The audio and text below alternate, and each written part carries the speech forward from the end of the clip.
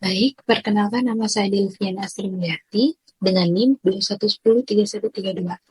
Jadi judul penelitian yang saya angkat di sini adalah Rancang Bangun Sistem Informasi Pemberian Bansos pada Kelurahan Sesetan berbasis website.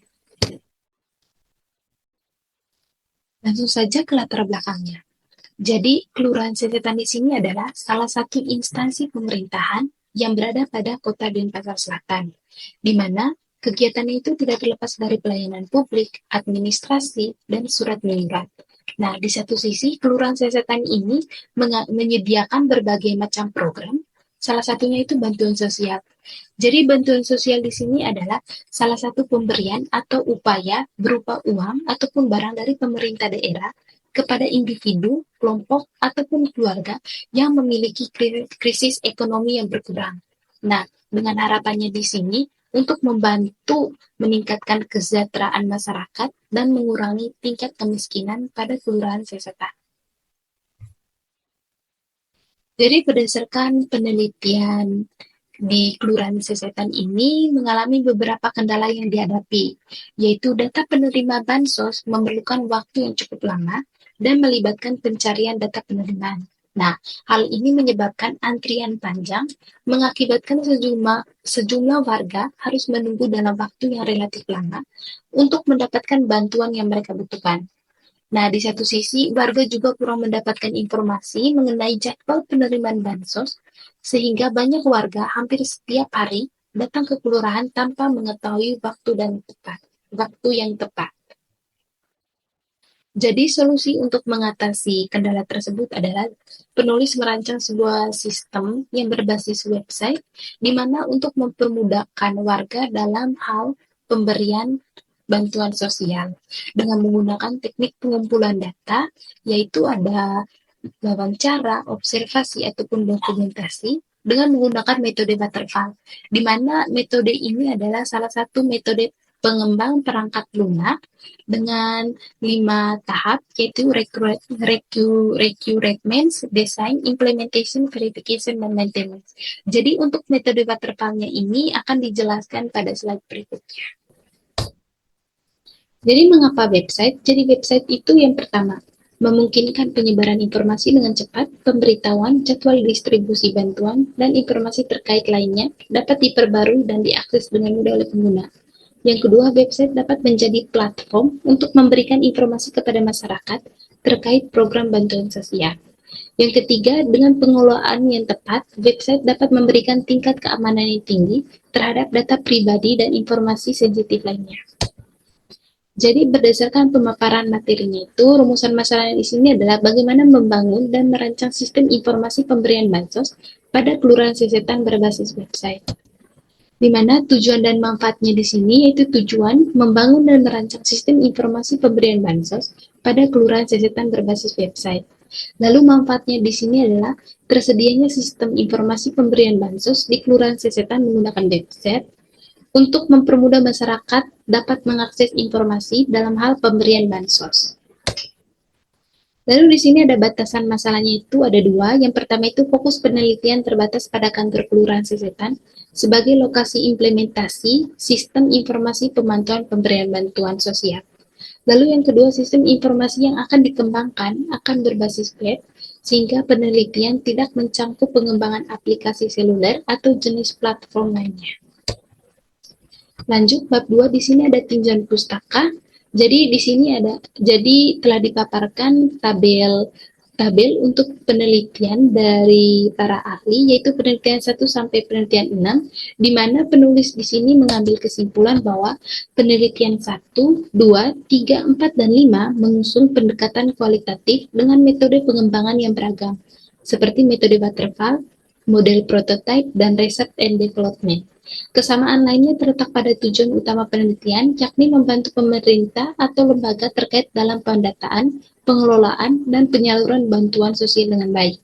Sementara itu, penelitian yang keenam yang dilakukan oleh Delviana Srimulyati pada tahun 2024 juga mengikuti tren serupa dengan menggunakan metode Butterfly. Namun dengan fokus khusus di Kelurahan Sesetan, meskipun demikian penelitian ini juga bertujuan untuk memverifikasi data, mengkoordinasikan distribusi bantuan, dan meningkatkan pengawasan distribusi bantuan sosial. Bab 3, analisis dan perancangan. Jadi tempat dan waktu penelitian di sini adalah pelaksanaan kerja praktek yang dilakukan oleh penulis berjalan dalam waktu 2 bulan. Terhitung mulai dari tanggal 4 September 2023 sampai dengan 4 November 2023, bertempatkan di Kelurahan Sesetan, Kota Denpasar. Jadwal pelaksanaan kerja praktek dilaksanakan di hari Senin, Selasa, Kamis, dan Jumat dimulai dari jam 7.30 sampai 15.30. Jadi teknik pengumpulan datanya di sini adalah ada data primer, yaitu wawancara dan observasi, data sekunder, dokumentasi, dan pustakaan.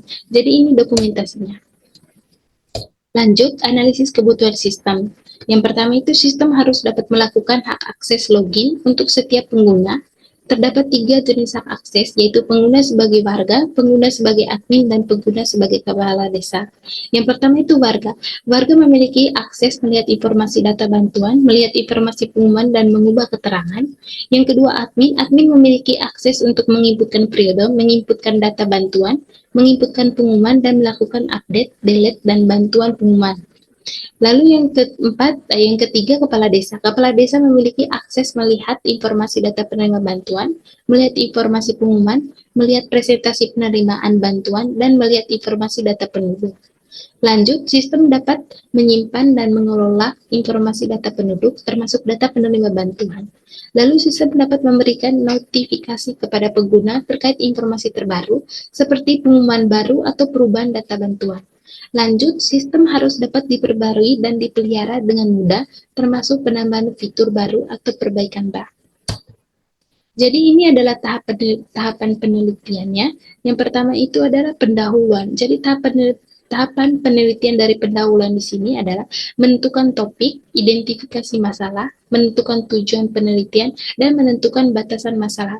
Lanjut di sini ada studi pustaka penelitian, yaitu melakukan studi pustaka. Dan perancangan sistem di sini tahap penelitian yaitu recruitment, desain atau perancangan, dan implementation atau penerapan. Lalu hasil akhirnya di sini adalah verification atau pengujian, lalu dengan menggunakan maintenance atau pemeliharaan. Jadi kesimpulan dan saran di sini adalah tahap penelitian lalu selesai. Jadi metode penelitian di sini saya menggunakan metode waterfall yang digunakan 5 tahap. Yang pertama itu recruitment. Jadi tahap recruitment di sini adalah tahap analisis yang dilakukan oleh penulis. Jadi tahap analisis ini di sini adalah tahap untuk mengumpulkan data. Jadi di sini saya mengumpulkan data observasi dan wawancara beserta dokumentasinya bersama perangkat desa di Kelurahan Sesetan. Nah, di samping itu saya juga mengidentifikasikan kebutuhan fungsional dan kebutuhan fungsionalnya. Lalu selanjutnya itu ada desain. Jadi desain di sini dalam merancang bangun sistem informasi pemberian bantuan sosial di kelurahan, beberapa alat desain dapat diterapkan dalam metode waterfall, yaitu use case diagram, activity diagram, sequence diagram, dan class diagram. Nah, ini sedikit gambaran mengenai use case diagram. Lalu di sini ada implementation. Jadi implementation dalam perancangan sistem bansos ini adalah yang pertama itu implementation melibatkan penulisan kode program PHP untuk pengembangan backend dengan menggunakan framework code IDT 3. Lalu penulisan kode dilakukan menggunakan Visual Studio Code dan MySQL digunakan sebagai database manajemen sistem atau DBMS untuk menyimpan data program bantuan sosial. Lalu yang keempat di sini ada verification. Jadi verification di sini adalah salah satu pengujian. Jadi pengujian yang saya lakukan di sini adalah menggunakan black box testing, yaitu memfokus pada fungsionalitas sistem tanpa memperhatikan implementasi internalnya. Jadi tim penguji dapat mengidentifikasi apakah sistem mampu mengolah input dengan benar, menjalankan logika bisnis sesuai persyaratan, dan menghasilkan output dengan bisnis dengan ekspektasi, memastikan bahwa sistem dapat berfungsi dengan baik dalam mendukung proses pemberian bantuan sosial di tingkat kelurahan. Jadi yang terakhir itu adalah maintenance. Jadi maintenance di sini adalah metode waterfall yang menekankan fase pemeliharaan. Dalam konteks ini, pemeliharaan mencakup pemecahan bug, penyesuaian dengan perubahan kebijakan atau persyaratan, dan penambahan fitur baru untuk meningkatkan efektivitas sistem. Jadi itu saja hasil presentasi saya mengenai perancangan sistem bansos. Sekian dan terima kasih.